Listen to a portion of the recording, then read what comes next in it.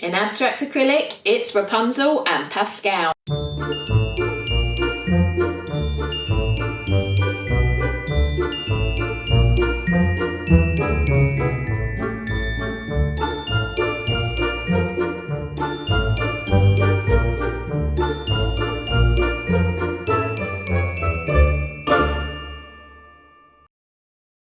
I started with drawing out the side of Rapunzel, her puffy sleeve and little waist with a flowing skirt.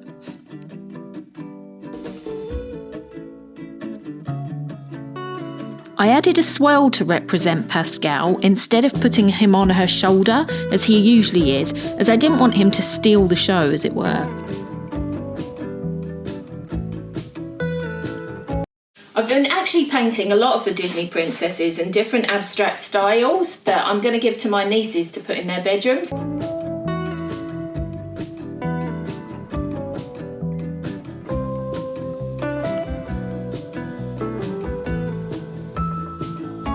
I blocked in a violet colour in acrylic paint and mixed with a paler purple and white for highlights around her chest and the folds of her skirt, though they did blend in a little at this point and needed redefining later on. I used magenta and white for her puffy sleeve and mixed rose with violet for the more pink purple parts of her costume.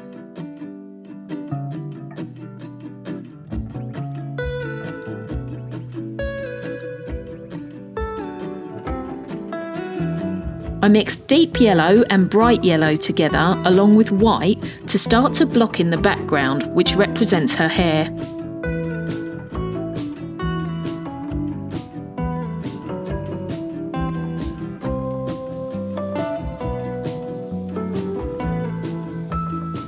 As always, the skin colour was mixed up using yellow ochre, rose and white.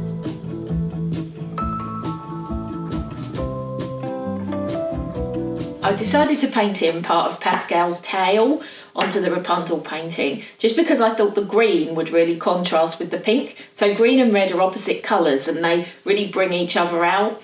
I think it looks really good the way that those colours contrast together on the picture.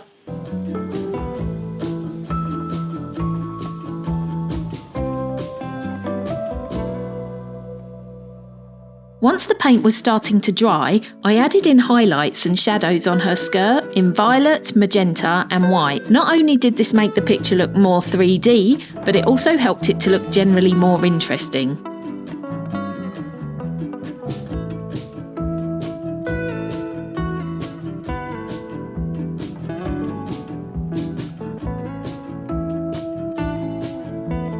While I was painting, I made sure to always paint around the sides of the canvas as well as onto the front, just in case I decided not to frame the picture. I brightened up her pink sleeves a little with more magenta.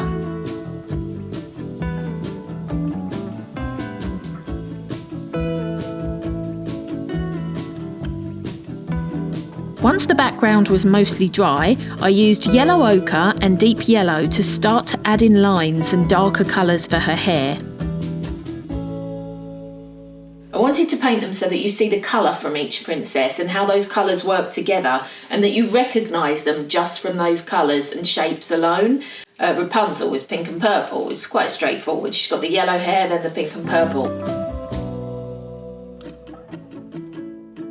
Once the paint layers were totally dry, I painted in the fastenings on the front of her corset in pink and highlighted them in white.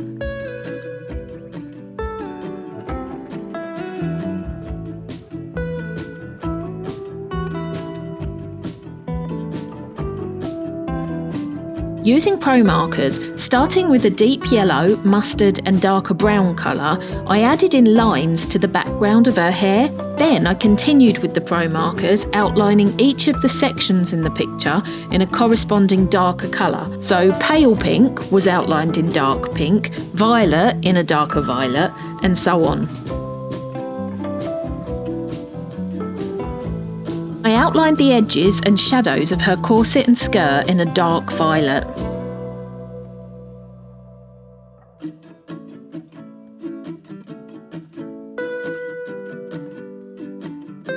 Outlining an acrylic painting with pro markers when you've finished it is not a traditional way to go, but I love doing it. It's almost my favourite part of the picture because it completely changes everything and it just makes it pop and it makes it really bold, and it's fun and easy to do.